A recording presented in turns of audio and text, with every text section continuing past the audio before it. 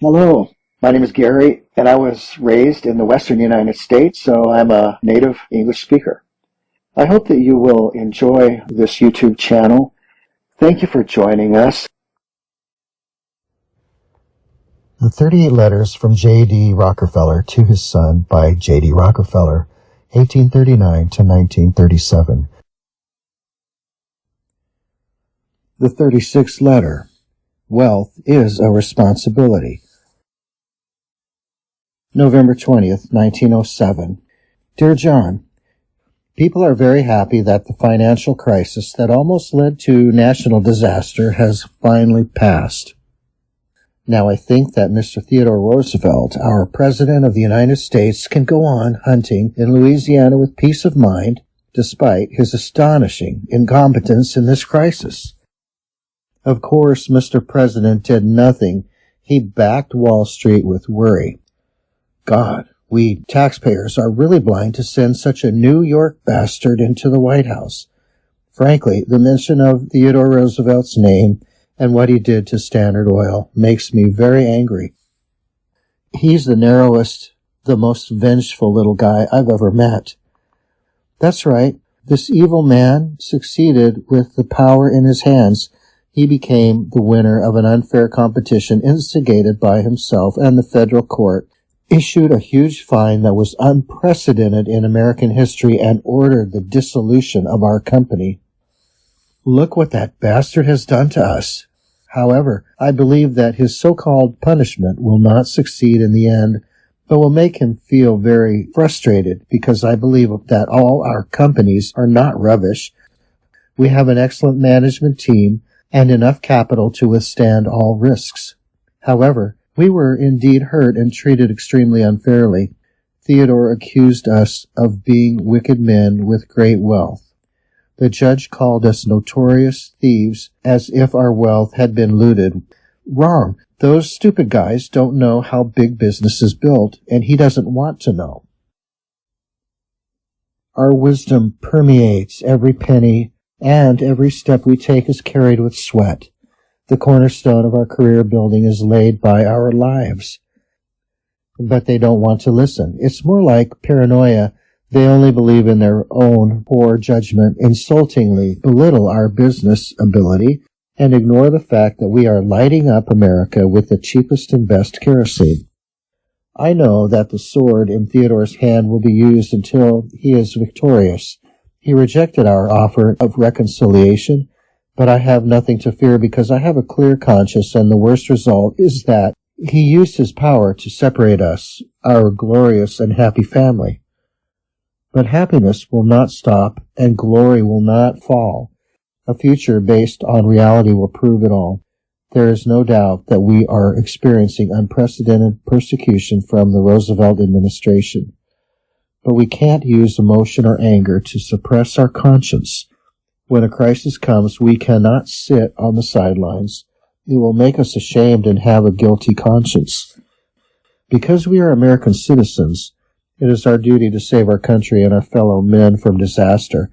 As a rich man, I know that being rich is also a great responsibility, and I shoulder the mission of bringing benefits to humanity.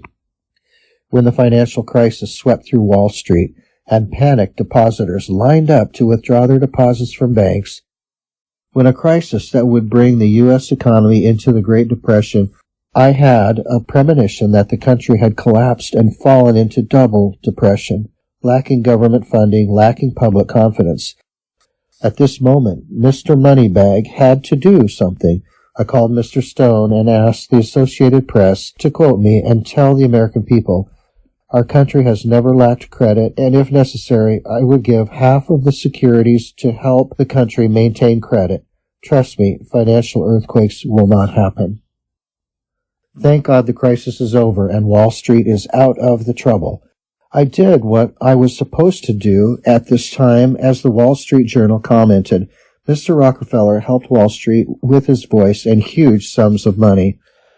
I'll just never let them know that to get over this panic attack, I was the one who took the most money out of my purse, which I'm very proud of. Of course, Wall Street was able to successfully weather the credit crisis. Mr. Morgan has made great contributions. The uncompromising commander in this war, he assembled a group of businessmen to deal with the crisis and used his irreplaceable financial talent and decisive personality to save Wall Street. So I say the American people should thank him. The people of Wall Street should thank him, and Theodore Roosevelt should thank him because Morgan did for him what he should have done but failed to do because of his incompetence.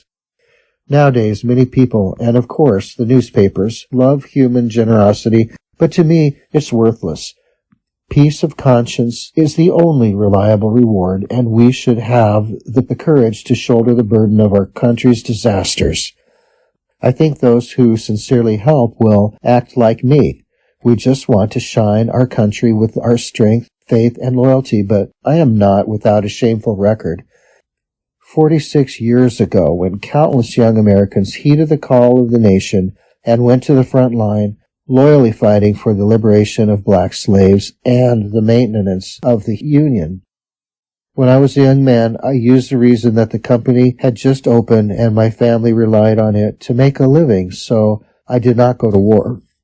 It seemed like a reason to reassure, but this incident has always disturbed my conscience, and it was not until the economic crisis more than 10 years ago that I had a chance to redeem myself. At that time, the federal government was unable to guarantee the gold reserves, and Washington turned to Mr. Morgan for help, but Morgan couldn't do anything. It was I who gave the government a helping hand to quell the financial panic. It makes me very happy, more than how much money I make, but I don't see myself as a savior, and I'm not arrogant. Only fools are arrogant because of money. As I'm a citizen, I know that I have great wealth, and because of it, I have a great public responsibility. What is nobler than having great wealth is serving the motherland according to its needs. John, we are rich, but we should not spend money arbitrarily at any time. Our money is only used to create value for human beings and never give any benefit to any selfish person. Of course, we will never give money to Republicans again. That Theodore Roosevelt has hurt us. Fame and virtue are decorations for the soul. Without them, no matter how beautiful the body is, it cannot be considered beautiful. Love your father.